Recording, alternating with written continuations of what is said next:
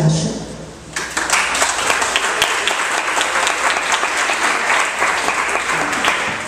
Again, thank you for the question, and I agree. We don't teach our children the basics of the civics and discipline to our children, we will not be able to advance. No matter if you put 12 students into a classroom, we need to be able to teach discipline, and we need to be able to teach them how this country was built and founded. There's nothing that gave me the most pride than the day that I went to Capitol Hill to receive the Small Business Person of the Year in the state of Florida. And to be able to see that pride of all those entrepreneurs, and to be able to see that this country was made about that dream. And that dream, I don't want it to be able to be escaped. So we need to be able to make sure that we teach our children's objectives, and that they learn to become critical thinkers, so they can be the proper citizens that they need to be, to make sure that we can continue to be the leader of the world. And the leader of the world for one very important reason, because this country is a country that gives more. Okay, we are the most given country of the world, and let's never stop doing that, and that starts from home. We need to also take care of our own children here at home. And I want to be able to tell you there are organizations that are doing that. I'm very happy actually, Mr. The RC is here, that started already the Young Republicans, and it's starting again. It is ready, the community is ready for it. Thank you very much for your question.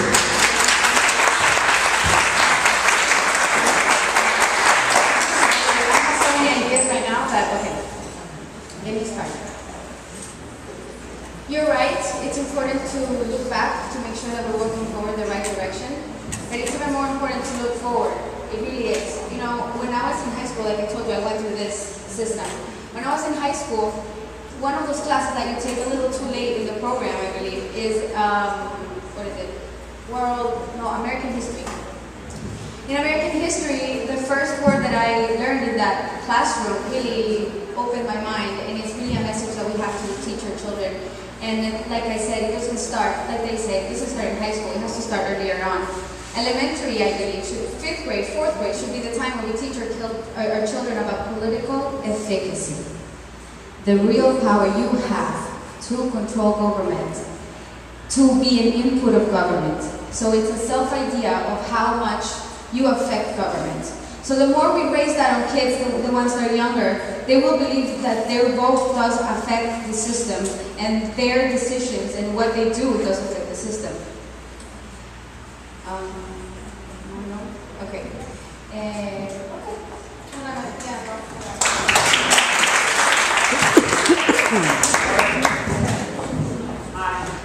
First of all, I want to know that according to Grade this morning, Florida has adopted the National State Standards. It's not going to be Sunshine State Standards anymore. We're going to be going through the national standards. So that's going to be what our corporation is going to be starting in 2013. So we will not be having that anymore. We'll have another system, another direction. All right, now, sorry, it's national standard. No longer part of it. What? Yeah, it's a national standard.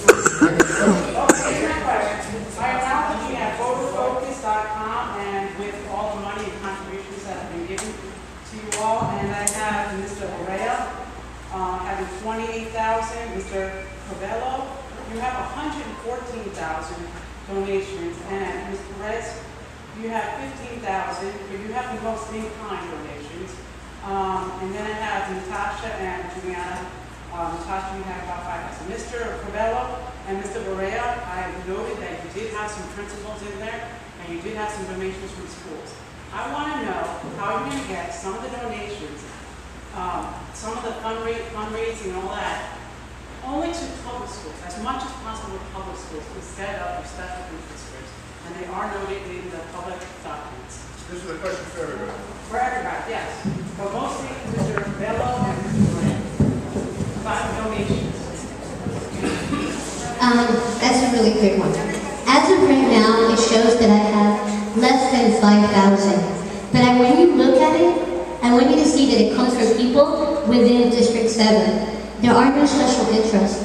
And I've actually had to say no to some people because there are corporations that I think later on would be knocking on my door and asking me to scratch their backpack. And I don't intend to do that.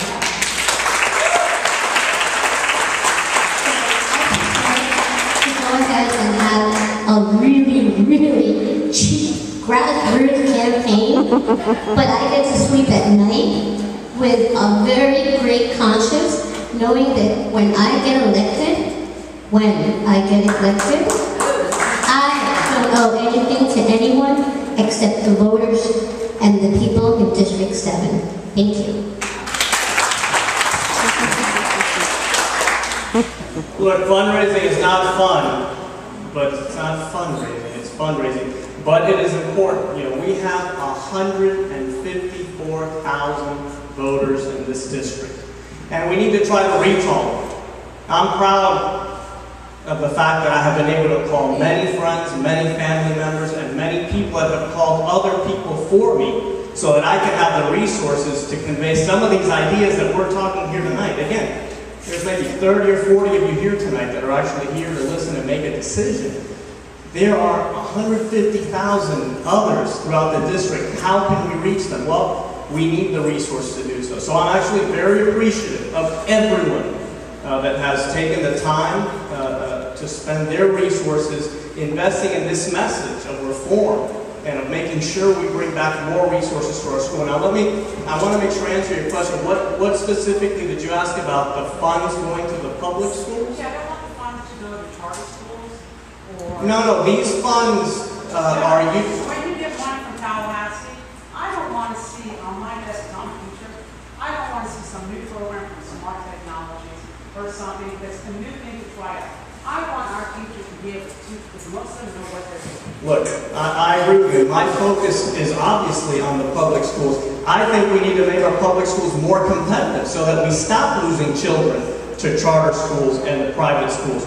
Why are we losing those children? Well, first of all, here's a point I made at the Herald editorial board meeting.